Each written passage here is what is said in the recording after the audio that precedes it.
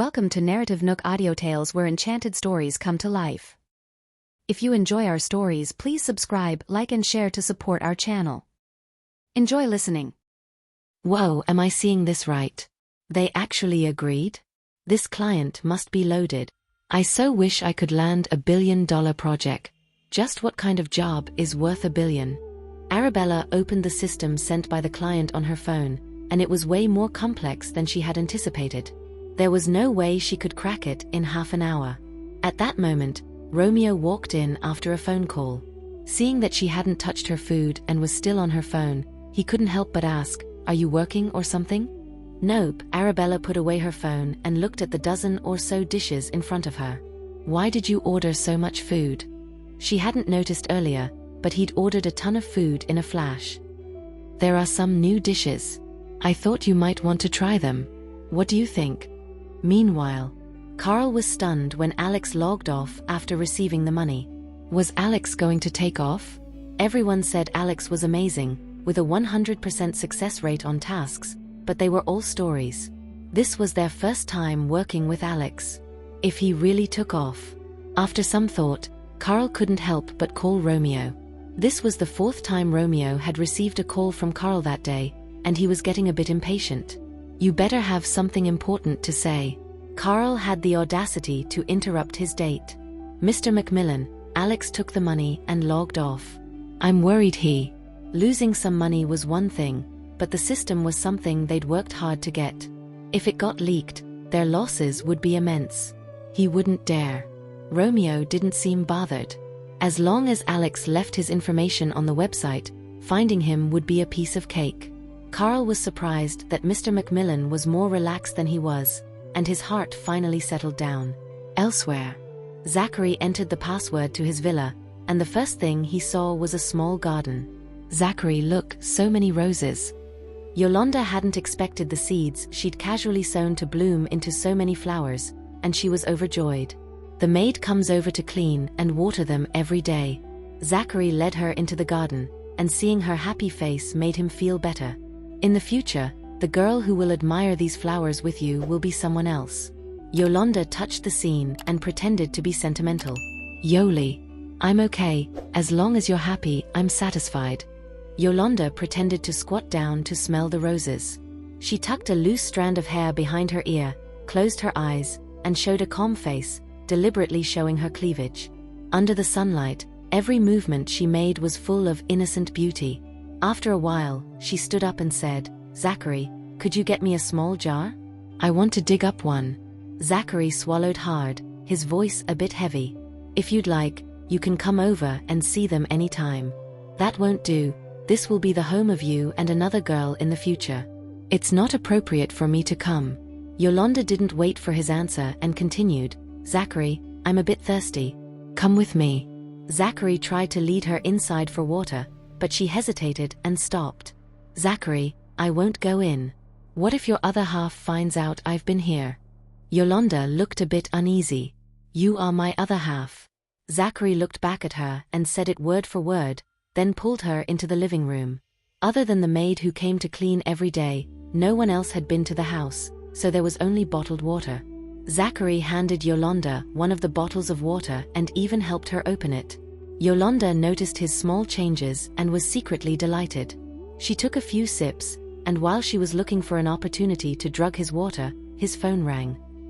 While he went to answer the call, Yolanda quickly poured the prepared powder into his water and mixed it well, then pretended to sit nonchalantly on the couch, waiting for him to return.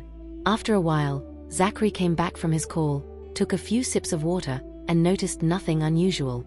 Yolanda breathed a sigh of relief, then softly said, "Zachary, could you show me around here again?" "Sure."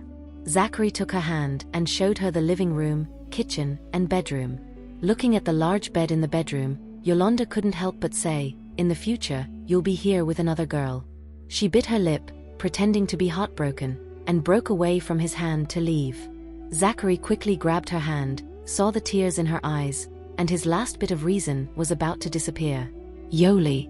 Zachary cornered her against the wall and passionately kissed her. "Zachary, don't." Yolanda tilted her neck back, pretending to dissuade him. "We've broken off our engagement. This isn't right." Yoli, let's not break off the engagement. What did you say? I want to marry you and be with you.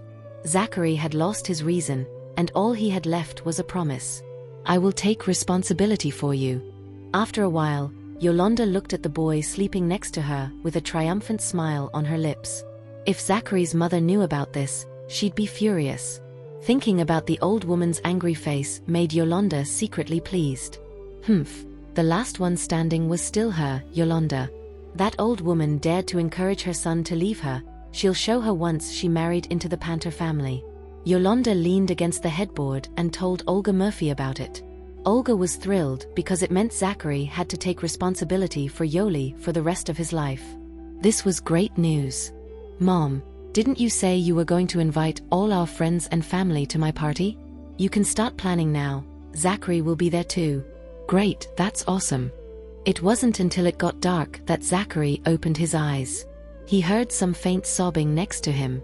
He turned his head and saw Yoli crying. Yolanda sat at the head of the bed, hugging a pillow, her eyes swollen from crying.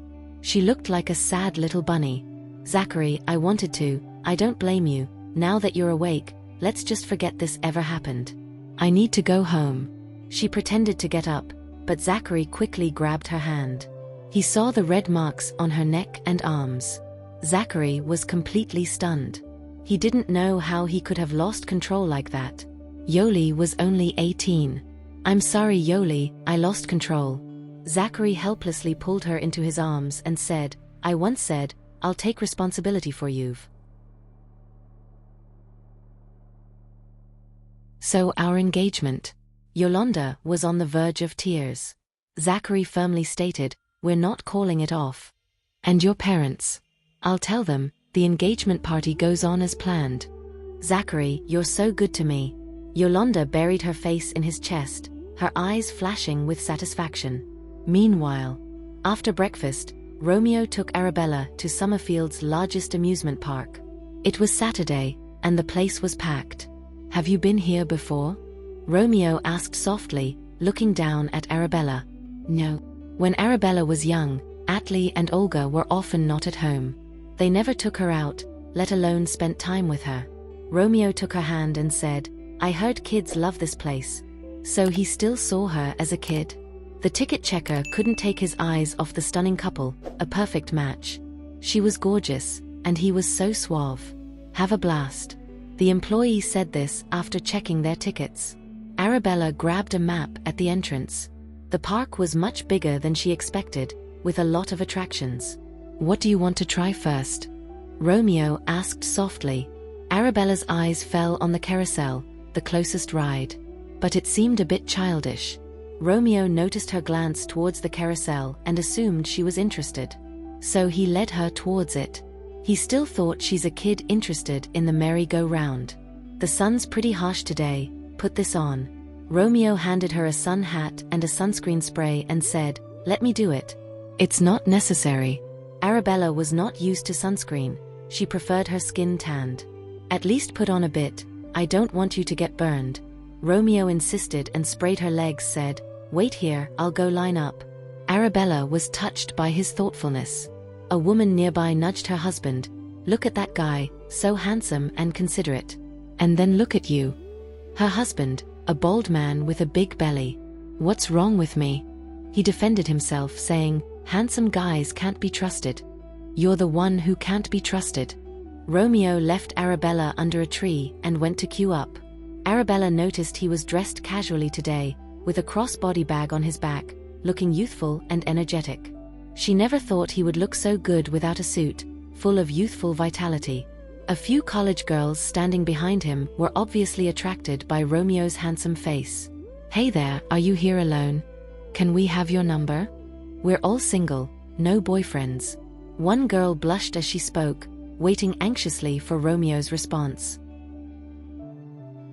I've got a girlfriend already, Romeo announced, his gaze falling on a girl not too far away. His eyes softened instantly. The surrounding girls, hearing this and realizing that he's taken and the girl's beauty was miles above theirs, fell silent. Arabella, seeing his conversation winding down, got up and walked towards him. Romeo immediately pulled her into his arms and said, Why don't you take a break?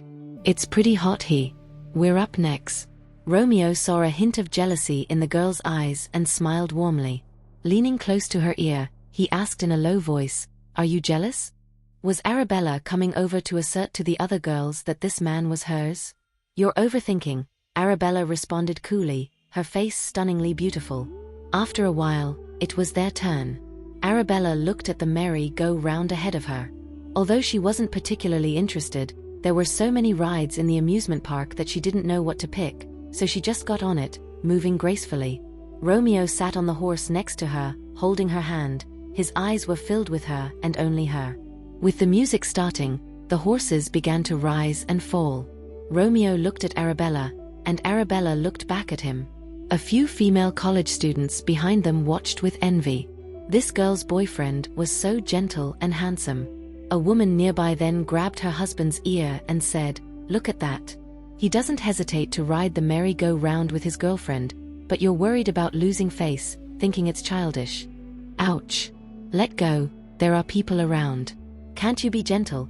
Her husband winced, covering his ear. "We're here for our grandson, not on a date. Besides, it's summer, holding hands is too hot. All you do is make excuses. You just don't know how to be romantic." Arabella looked at Romeo. His eyes seemed like a burning galaxy, sparkling brightly. "Don't you think this is a bit childish?" she asked softly. God knew what the higher-ups at his company would think if they saw their CEO on a merry-go-round. "Bella," Romeo said, holding her hand, "every moment I spend with you, I feel so happy. No matter what we do, as long as you're happy, I'm happy." Just then, a flash of light drew their attention. Arabella turned around and saw that the college students were sneakily taking pictures of them. The college student was scared. She thought they looked so perfect that she couldn't help but capture the moment. Romeo's expression cooled. "I'll deal with this." But as he was about to get down, Arabella tightened her grip on his hand. "No need, it's fine." The girl didn't know who they were, so there was no threat. Romeo felt Arabella's grip on his hand tighten, and his heart warmed. He tightened his grip on her hand in return. "Should we take some pictures too?" "Ha." Arabella was surprised he would suggest such a thing, but responded with a simple, "Sure." Romeo took out his phone and took a few pictures, but felt that they were too far apart. So he got off his horse and joined Arabella on hers. Regardless of whether the rules allowed for two people on one horse, the closeness made Arabella's cheeks flush. "This way will look better in the pictures." Romeo held her from behind, his handsome face gently resting on her shoulder. The park staff turned a blind eye. She couldn't bear to ask such a handsome man to get down. Couples usually take pictures like this, right? As soon as Romeo finished speaking, he gave her a light peck on the cheek. Arabella looked slightly taken aback, and this moment was perfectly captured by Romeo's phone. "Romeo." "Bella, look at the camera." Romeo held her with one arm, his eyes shining like stars. He rarely smiled at work. People at the company mostly saw his cold exterior, but in front of Arabella, his smile was more frequent. Arabella and he snapped loads of pictures until the merry-go-round came to a halt and Romeo dismounted, leading her off by the hand. "What do you want to do next?" Arabella found the amusement park games too basic and pulled out the map to look for something more exciting, like roller coasters. "Are you afraid of heights?" Arabella asked the man in front of her. "The only thing I'm scared of is you." Romeo looked at her and said, word by word, "I'm scared you won't like me, that you'll leave me. I'm not scared of anything else." Arabella was a little taken aback by his confession and just walked ahead. Romeo kept pace with her and took her hand. "Arabella, are you afraid of heights?" If she was, they could switch to another game. Arabella smiled, thinking, "Of course I'm not scared." "Please fasten your seatbelts," the staff reminded everyone nearby. "Safety first." After he fastened Arabella's seatbelt, Romeo showed no intention of fastening his own. Arabella reached out and gently buckled his. "Are you worried something might happen to me?" "Not really," Arabella said nonchalantly. "I just don't want to have to take care of you if you get hurt." Romeo laughed, saying, "If it means having you by my side, I wouldn't mind." Arabella looked at him, thinking, how could he jinx himself like this? As a girl, taking care of me would be tough. So, I'll take care of you, Romeo said, hand in hand with her and smiling. Don't worry. For you, I'll stay healthy and safe. The roller coaster took off quickly, filling Romeo and Arabella's ears with people's screams. It climbed slowly uphill, then seemed to plunge straight down. The roller coaster flipped and bumped, with screams rising and falling around them. Romeo found that Arabella wasn't scared at all. He hadn't expected her to be so brave. But it made sense. How could Arabella, who could handle shooting games and lead an entire team, possibly be scared? 5 minutes later, the roller coaster stopped, and a few people rushed off to vomit. Riding the roller coaster together, Romeo held Arabella's hand and asked, "Does this count as experiencing the ups and downs of life?" Like a 5-minute lifetime. It felt like they had gone through all sorts of dangers and trials together but never let go of each other's hands. "I find that every time I see you, my feelings are like a roller coaster ride." His feelings fluctuated because of his affection for Arabella. Arabella lifted her eyes and couldn't help asking, "When did you start liking me?" Romeo smiled gently. "The first time I saw you at the hospital saving my grandfather, I thought you were special." He didn't realize then that he was falling for her. Before he met her, he didn't believe in love at first sight, even thought love was not important in his life. But after meeting her, his ideas and views all changed. For the first time in his life, he wanted to hold a girl's hand, protect her, and have a shared future and a home of their own. It was also his first time experiencing deep longing for someone. His feelings were completely changed by a girl. When Arabella didn't reply to his messages, he felt a sense of loss. When Arabella smiled at him, he felt happiness. "What do you really like about me?" Arabella asked, raising her eyes. Romeo gently caressed her face, saying softly, "I like everything about you, your eyes, your mouth, every expression, the way you look when you're angry, jealous, happy. I like your unique vibe and the sparkle in your eyes when you look at me." Arabella shrugged off his words. "So, basically, you're just a sucker for a pretty face. Only have eyes for you." Romeo quickly corrected, "Everything about you. I love it." Arabella's heart warmed at his words, quickly changing the subject. "So, where to next?" "You decide." Arabella picked out some thrilling attractions and went on a rafting adventure together. In the narrow waterway, Romeo cradled her in his arms, both wearing faces full of joy. Next stop, the haunted house. Romeo's gaze landed on the haunted house not too far away. If Arabella got scared, he could protect her. "Let's do this one," Arabella said casually. "Let's check it out." She was curious to see whether the haunted house was scarier than the triangular zone she had experienced. Romeo heard her casual tone, sounding more like she was going shopping rather than embarking on an adventure. She was braver than he had imagined.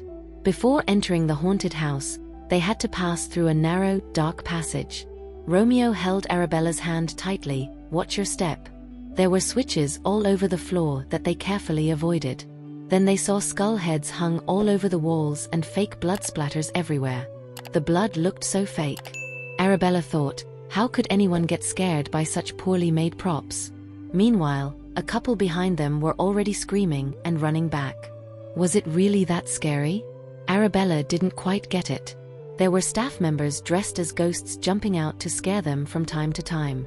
However, far from being scared, Arabella's calm demeanor even unnerved the staff. The staff thought this couple's aura was too strong. As they moved forward, they entered a chamber full of coffins. As soon as they stepped in, the door automatically shut behind them. It looked like there was no way out. All they could hear were eerie noises and flickering lights. "Don't be scared." Romeo's voice was gentle. "Scared?" Arabella was a bit scared that she might not be able to resist kicking the ghosts when they jumped out. After all, she had instinctively reacted a few times already. If it weren't for Romeo, she might have kicked the staff member playing the ghost into the corner in the next second. Just then, a trap was triggered, and dozens of darts flew towards them. "Watch out!" Romeo shielded Arabella in his arms and quickly dodged most of the darts. Ghosts wielding knives suddenly appeared from the coffins and other corners, attacking the couple. Arabella pulled a curtain to block them, only to find the curtain slashed by the knives. "We've got company." Arabella wasn't the only one who noticed. Romeo also realized that the people attacking them were not staff members. Their skills were clearly at an assassin's level. Who sent them? How dare they? Bella, be careful. At that moment, Romeo shielded her behind him, kicked off one of the attackers, and quickly knocked down another rushing towards them. These people were targeting him alone. Was it his enemies wanting to kill him? Or was it someone else? Anyone who scared Arabella deserved a beating. Arabella hid behind Romeo. Looking at his handsome profile, she suddenly felt a warmth in her heart. One by one, the enemies fell under his fists. Arabella was a bit puzzled. These guys were so weak. Who gave them the guts even to try and assassinate them? These guys needed some serious training when they got back. They were so weak, and it's laughable. Before long, Romeo kicked the last enemy into the coma of the wall. The man screamed in pain, his head bleeding from the impact. Listening to the painful screams echoing throughout the room, Romeo softly told the girl behind him, "Bella, turn around and cover your ears." Okay, Arabella knew what was about to happen and obediently followed his command. Romeo's eyes filled with a cold light. He stomped on one of the men's hands, his voice icy. "Who sent you here?" The man fainted from the pain of hearing his own bones breaking. The others were terrified. They all tried to run toward the exit, trying to escape. With barely any effort, Romeo sent the lid of a coffin flying towards them, causing another round of screams. "If you guys manage to escape and I have to drag you back here, you're going to wish all you got was a beating," he warned them, his voice cold and ruthless.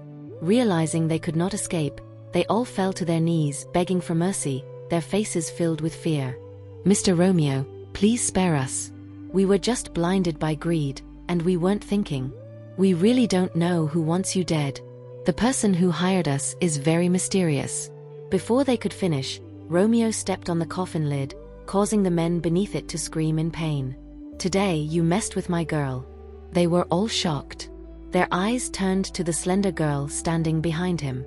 Was she important to Romeo? Were they on a date? Did Romeo get this mad because they scared her? So did that mean Romeo cared more about her than his own life?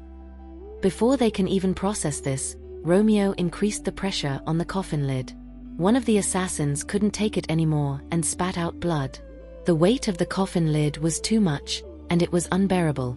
"Still can't remember? Ha!"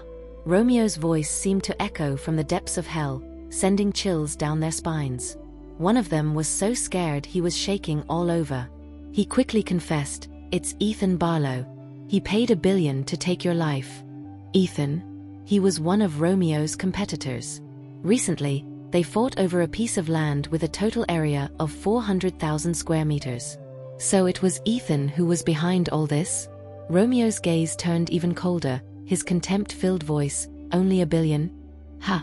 So my life is worth that little to you?" "No, that's not it, Mr. Romeo. We're just in need of money, it has nothing to do with you. The next time something like this happens, even if you need money, you better have a minimum price."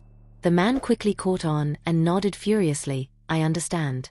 If anyone makes an offer next time, if it's not at least $100 billion, we definitely won't accept. No, if anyone tries to harm you next time, we'll definitely inform you immediately. They definitely won't accept any jobs related to Romeo ever again.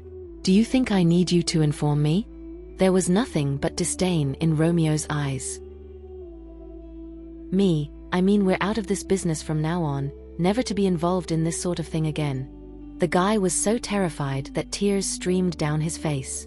Panicked, he forgot his dignity and knelt down to beg, "Please have mercy and let us go." Romeo sneered, "You should be grateful she's here." Everyone shivered in fear. Did Romeo mean that if it weren't for the girl's presence, he would have killed them all to avoid scaring her? Who was this girl? Some rich family's darling daughter? If they had known, they would have kidnapped her instead. Romeo was too hard to deal with. A girl would have been an easier target. This was what the assassins were thinking. Romeo stood up, pulled out his phone and called Carl, "Need you to come over and handle something." As soon as he finished speaking, he noticed someone trying to sneak away. "Who said you could move?" The guy was so scared he nearly lost his soul. He quickly lay back down, shivering uncontrollably. Only then did Romeo walk over to Arabella and hold her hand, gently saying, "Don't be scared. I'm here." He looked her over. "Are you hurt?" Arabella shook her head.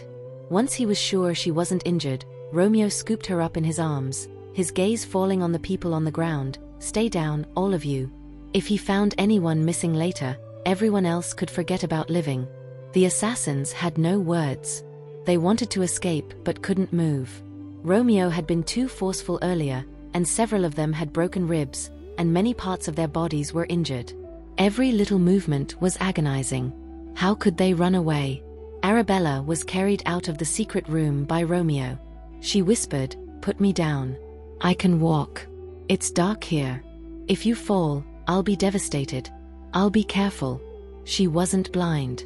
She could walk this little distance even with her eyes closed. Romeo was treating her like a child. What if there's more danger? Romeo carried her step by step. "Just behave. Once we're out, I'll put you down." Arabella looked up at his chiseled jaw. "You weren't hurt, were you? Are you worried about me?" Romeo grinned. "I wish I got hurt a bit. That way, you'd have to care for my wounds and worry about me." Arabella denied it. "I couldn't care less about you. Even if hurt, I can't earn your concern." Romeo rubbed his face against hers. "You naughty girl. Why was it so hard to earn her attention?" Romeo carried her out of the haunted house. Carl followed closely and brought people over. "Mr. Macmillan, are you and Miss Bella okay?" "We're fine." "That's good." Carl breathed a sigh of relief. Thankfully, there was no major incident. He quickly took his people inside to clean up. Meanwhile, the amusement park manager, the head of security in the area, and other senior executives hurried over and kept bowing and apologizing. "Mr. Romeo, I failed to notice people posing as a staff trying to attack you. I'm truly sorry, and this is completely my fault. I'm so glad you're okay. If anything had happened to you here, I wouldn't be able to apologize even if I died. Mr. Romeo, I admit my negligence. I must take responsibility for the security issues here." Romeo glanced at them coldly, saying indifferently, "I know." Those two executives and the people following them were scared. They kept their heads down, afraid of Romeo's anger. What should they do? Mr. Romeo and his girlfriend were nearly in danger, and their apologies seemed to do no good. They were sweating bullets, their forehead moist with beads of perspiration.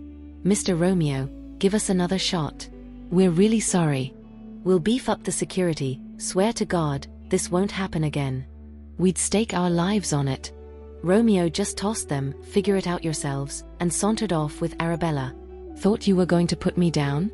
I'll hold you a bit longer." Romeo had a date planned with her on Saturday, which got royally screwed up by Ethan. Messing with his business was one thing, but messing with his date was a different ballpark. He wasn't going to let this slide. "I'll take you somewhere else next time," Romeo said, his voice soft. They'd been on enough rides at the amusement park. "What do you usually do on weekends?" Arabella asked, looking up at him. "Before I met you, I worked." After meeting her, he spent his days daydreaming about her, hoping for more time to spend with her. Just then, someone spotted Romeo carrying Arabella towards the exit. Bathed in sunlight, they looked stunning together, their heights, their aura, they were like a match made in heaven. Look at her, and she's so lucky. Being carried by her boyfriend. So sweet. I wish I had a boyfriend who'd carry me like that. Get real, and you don't even have a boyfriend. I have a boyfriend, but he wouldn't carry me in front of so many people. He'd feel embarrassed. Good boyfriends are always other people's. So envious. Doesn't that guy look familiar? I feel like I've seen him somewhere. Now that you mention it, he does ring a bell, but where have I seen him? Romeo placed Arabella in the passenger seat, fastened her seatbelt, and handed her a water bottle. "Drink this for now, and I'll take you to get something else later." Arabella looked at the expensive water sourced from thousands of feet below the Hawaiian Sea, desalinated, beneficial for both health and skin. And he was calling it for now? Meanwhile, Zachary dropped Yolanda at home at the Murphy family, then went to his parents to spill the beans. "Yoli and I have slept together, so we must go through with the engagement party. I need to take responsibility." Upon hearing the news, Zachary's mother hit the roof. How could I give birth to such a fool? Can't you see? That girl is using you, and she's leading you by the nose. Zachary cut her off impatiently. Mom, your prejudice against Yoli is deep-rooted. You have no idea how kind she is. She offered to break off the engagement to save me from a pickle. Every word in the breakup letter was to protect our dignity. She left me, not wanting a house, money, any compensation, just a rose symbolizing the past. What a kind, pure-hearted person would demand. You're the epitome of stupidity. Zachary's mom slammed the table angrily, her headache becoming unbearable and her heart starting to hurt. Look at what you've done to your poor mom. Mr. Panther quickly comforted his wife, then said, Next Monday is the wedding date we originally agreed on. I'm only going to ask you once, are you sure you want to get engaged to her? I'm sure. Zachary's responded firm as if he had already decided to give everything for love. All right, I respect your decision. Honey. Mrs. Panther wanted to say something, but Mr. Panther signaled her to calm down. It's just an engagement party. Let's let the Murphy family lower their guard first. If they did something to disappoint Zachary, he can always call off the wedding. But we're old now, so you'll have to handle all the arrangements for the engagement party and the guests yourself.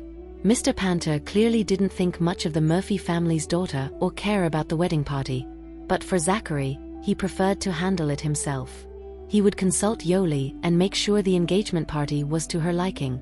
Once Zachary left satisfied, Mrs. Panther couldn't hold her anger any longer. You didn't stop him, and you even encouraged his nonsense? That girl from the Murphy family isn't easy to deal with. She's cunning. Zachary marrying her would be worse than marrying Arabella. Arabella is a piano master. Would she even look at your son? Don't worry. The Murphy family won't last long, their financial problems worsen, and bankruptcy is imminent. We, the Panther family, always honor our commitments. Holding the engagement party as planned will give us a good reputation. But it's just an engagement. Let the Murphy family think the wedding is a done deal. Once they can't keep their cool and do something to disappoint our son, calling off the wedding will be inevitable. What if they don't do anything that disappoints Zachary? Did you forget? A janitor raised that girl from the Murphy family.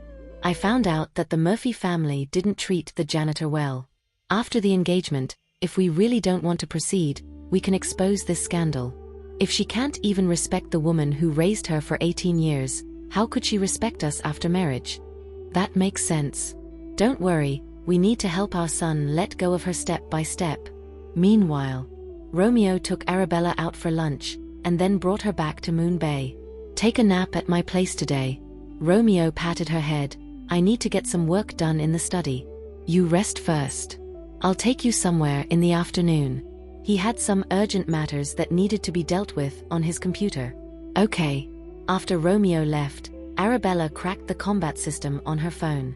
The system was complex, showing the high level of the team that developed it. But under her operations, the system was gradually cracked. Later, she sent the cracked system over, and an additional gift, all in 32 minutes. After finishing her task, she went to the balcony to admire the beautiful flowers. Under the sunlight, the flowers were blooming in the wind, and the beautiful lake was sparkling. In her spare time, she played on her phone while lying on the bed, sending the money she earned to her subordinates, and checking the task list to see if there were any simple and high-paying tasks. Meanwhile, Carl excitedly called Romeo. Mr. Macmillan, that Alex is unbelievable. She cracked the system in less than half a day and even gave us an extra gift. What extra gift? Romeo asked in a serious tone. He figured we'd develop a new system after cracking the old one, so he provided us with a preliminary model of a new system. I didn't expect he to be so talented in this area.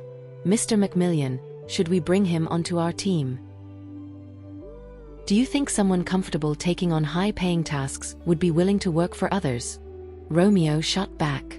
True, folks took on tasks online because they can choose their own hours, not chained to a fixed work schedule. Plus, he cracked the existing system and set up a new one in less than half a day. With his skills and capabilities, why would he be content working with the rest of the team, stuck in a lab all day? He can create a new system by himself. What did he need others for? Would they just get in his way? Carl admitted this made sense, but letting go of such an expert was a shame. This guy was definitely beyond their research team. If they could recruit such talent, it would be a huge boost for the future development of their group. How about we give him a cut of the profits? As for working hours, he can come and go as he pleases. As long as he can help us build a more powerful system or invest in other research.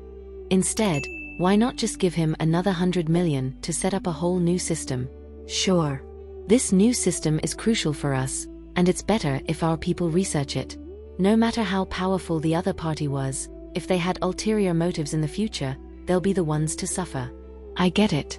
Carl reluctantly let go of this impractical thought. After ending the call, Romeo worked on his computer before heading to his bedroom half an hour later. Bella, are you asleep yet? He knocked on the door, but there was no response. He wasn't sure if the girl had covered herself with the blanket since it's summer and the air conditioning might give her a cold if it's too cool. With that in mind, he opened the door to find the room quiet, the breeze lifting the curtains, and the girl lying on the bed like a beautiful painting. Romeo suddenly wished time could stand still as the peaceful scene in front of him was how life should be. The white sheets made Arabella seem like she was in a snowfield. She looked beautiful and petite on the large bed. Walking over gently, Romeo covered her with the blanket when suddenly her phone fell out from under it. Just as he picked it up, he noticed the page was still open. Clearly, the little girl had fallen asleep while playing on her phone. The username on the profile page of her phone read, Alex. Arabella was Alex. The taskbar on the page showed a task worth 100 million was completed an hour ago. And the specific completion time? She only took 32 minutes. And she did it after a date, in her spare time. Carl was initially amazed, thinking she took half a day because their team took months and still couldn't crack it. But it turned out Arabella didn't take half a day, but 32 minutes. In just 32 minutes, Arabella solved a problem troubling their team for months. If Carl knew, he'd probably be in shock, even questioning his life. Romeo's gaze fell on Arabella's fresh and flawless face. So, this was another identity of Arabella's. Carl suggested recruiting this hacker into their team and having her work for them. A slight smile curled on Romeo's lips. How many more identities did this little girl have that he didn't know about? Each of her identities was unexpected and surprising to him. Gently covering her with the blanket, Romeo bent down and kissed her soft lips. Rest well. Romeo's gaze lingered on her repeatedly as if he couldn't get enough.